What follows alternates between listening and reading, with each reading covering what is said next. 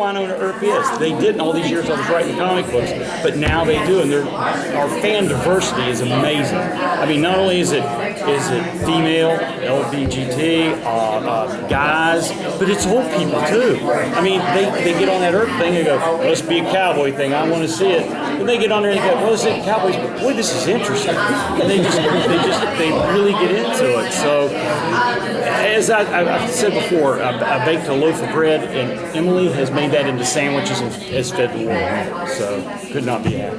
What has been the most exciting thing that you've watched her adapt from your work that was different but exciting? Oh gosh, everything is different, from the hair color to the age to everything else, but she kept all the basics. She kept the likability, which I am a really stickler in comics about. You've got to have likability and humor, not slapstick humor, but everyday humor in your characters, and she embraced that, and she is, like I've told people before, razor blades cut themselves on her wit. She's that funny, she's that smart. And comic books are a little dour sometimes, especially superhero comics. They're just dour, and I wanted away from that. My life is not constipation. If anything, as you can tell, I got diarrhea of the mouth. I mean, I'm going all the time. And she took all the aspects of that, picked out the prime things, and then expanded them. She pushed it forward, and that's the key thing. She always pushed everything forward. So Wynonna may not be as old, but she grew as being young. So I'm just thrilled. Happy as a pig in manure. Will the story continue to get darker, or will it stay kind of the same? The television series, and Tim can tap in on that. What do you think, Tim? If we get a second season, darker, lighter? Gotta get a second season. You gotta get that. I know nothing.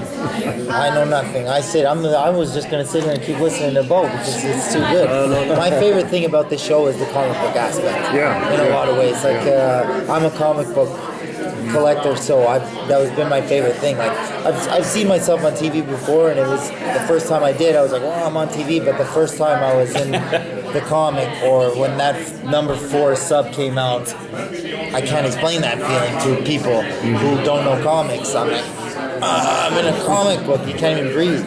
So the comic book thing's such a great thing, and like I was saying before, this fandom is so amazing, and we're so lucky because we have a show that never really ends. Like everybody says, well, you're waiting for season 2, but the Wynonna EARP story is going on. Yeah. You know what I mean? The next issue is coming out. You can, like, I'm reading the book, I'm watching the episode, so my Wynonna EARP is, I'm always full, I'm always good, So we're super lucky that we have both. It's continuous, And they're with slight differences, so there's like, it's always kind of... Will the humor continue? A little bit of humor that you always insert in there?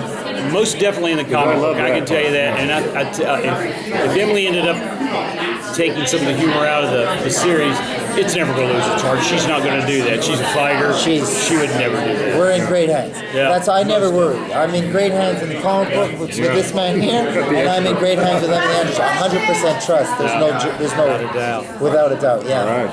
One of the things I love about, and that was dear to your heart, is that it's in the country too. It must be fun to do a series that's outside of the cities, and you got the wide open spaces. I was happy to see, because the change. She kept saying in the Bible, the Wynonna Bible, and all the outlines, it takes place in Purgatory, and it's on the border near Canada. And she kept describing Purgatory, and I was going, I love this town. I mean, it was all the small town parts of America, yet it was on the border, which kind of gives you that little bit of mystery, like what's over the border, how's this going to play out? And they've played out Purgatory so well.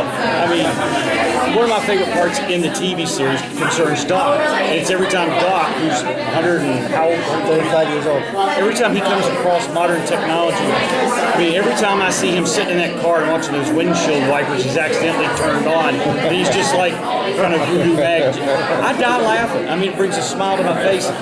I love seeing that aspect of it. I love the part that Emily can take some dark moments, some heavy conflict. But what she does, you're emotionally invested in all those characters because you like them. Conflict always comes second, because if you don't care about those characters, that conflict can mean nothing. Nothing would be worse to me, would be everybody go, well, Doc, he's a butthole, I hope they kill him. You don't I concur. And Emily, These guys, I'm sorry. Thanks a lot, Took up man. too much time. Okay. Thanks, guys. Thank you. Man, it's good to